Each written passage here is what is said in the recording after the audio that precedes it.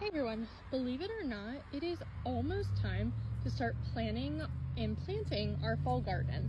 I know, time flies.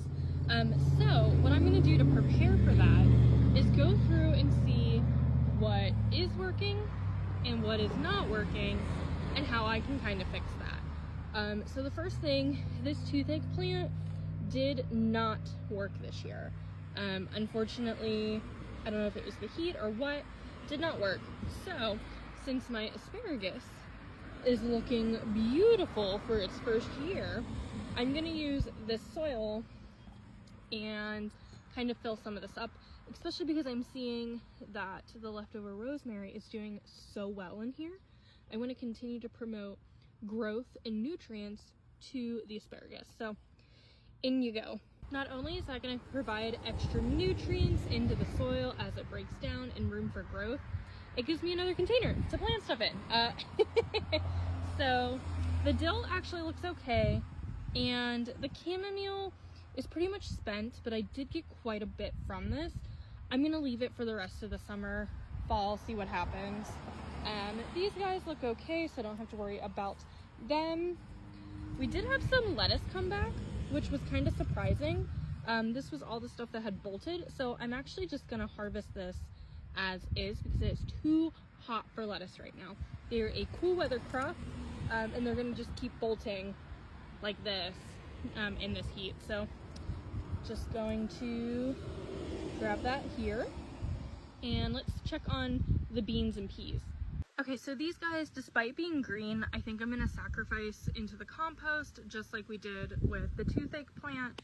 It just hasn't produced anything, and this heat has made the vines very woody and brittle, so they're not healthy. So unfortunately, to the compost, sacrifice, you guys go. These beans, on the other hand, have been super prolific, so we're gonna keep them exactly as they are. It looks like our mystery bean may have been a snap pea of sort, and we're getting a bunch on the vine, so that's super exciting. And then looks like we have even more purple beans to just go ahead and grab to harvest. Like I mentioned, these are bush beans, so you see that they don't need to trellis like our peas. So if you're looking for a bean that is quick growing, that you don't need some kind of support for, bush beans are a great option for that. And that's it for up top. Things are going pretty well still, even with this heat. So we don't have a lot of room to make changes up front, but let's come look at the side yard and see if we have room here for any of our fall garden. So we definitely have less room right now back here, specifically because this, now I'm pretty sure acorn squash is taking over. That is eating up a whole bunch of this area here. So I think I'm gonna come in and weed this area at a later time so I can have, like, I don't know, maybe a 2 square foot here for something.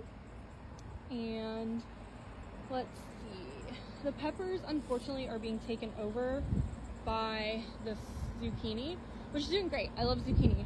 But yeah, and tomato forest, which looks like there are some tomatoes I need to grab while we're here. So this is the plant that had that blossom end rot, and this is a second or third one off of this plant. So totally okay that those first couple we had to throw. It looks like it's doing okay now. So we can add that guy, and there's some other colored tomatoes in there. We just gotta go ahead, dive in and grab. This guy's a little funny looking, but he should be okay. We're supposed to be getting rain, and I don't want this to split further than it is, so I'm gonna let it finish ripening inside. While this has become a little bit more of a harvest with me video, it does give me perspective on what is and isn't working while I'm coming through here. And I probably should have done this earlier in the season. Well, I would have noticed that the zucchini is completely overtaking the poor peppers. So I'm probably not gonna get a very good yield this year, if any more than the 2 that are on here from these peppers, because I didn't plan appropriately, which is fine. We love chaos gardening. It's super fun. I truly mean that. But with the spread of the tomatoes and the zucchini, I should not have planted anything in between here.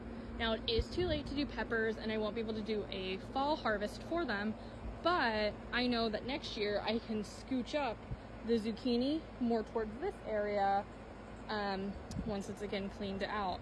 And I might actually be able to do another batch of zucchini for the fall. Maybe we'll do regular schmegular green zucchini instead of this yellow that we have going now. And our final area that we're going to consider is down here where the corn and the strawberries are. So I see maybe an ear of corn back there that is ready. And you can tell because all of the silk is going to be completely dead. So that's an indicator that this is ready to be picked. So I'm going to grab that in a second. But then I know I still have this area back here for something. Maybe onions. Strawberry and onions I think pair well together. I'm going to check that first before I do it. But I have that room. So I'll start planning on that. Flowers look great. You know I said last area and then showed another area. This was a good experiment year. It's good to know that flowers do well in here. So that's what we're going to keep doing. Just make this a pollinator garden on wheels. Well, thanks for letting me kind of just talk things out loud into the ether and plan some things. I now know kind of what I need to work on in my garden for a fall garden harvest, and best believe I will be uploading videos as I do that. And this is our haul for today. It's very colorful, and that's exactly what I wanted in my garden. I love color in my garden, so that's what I plan doing in the summer. Best believe I've succeeded. So I will talk to you guys later, and thanks. Bye.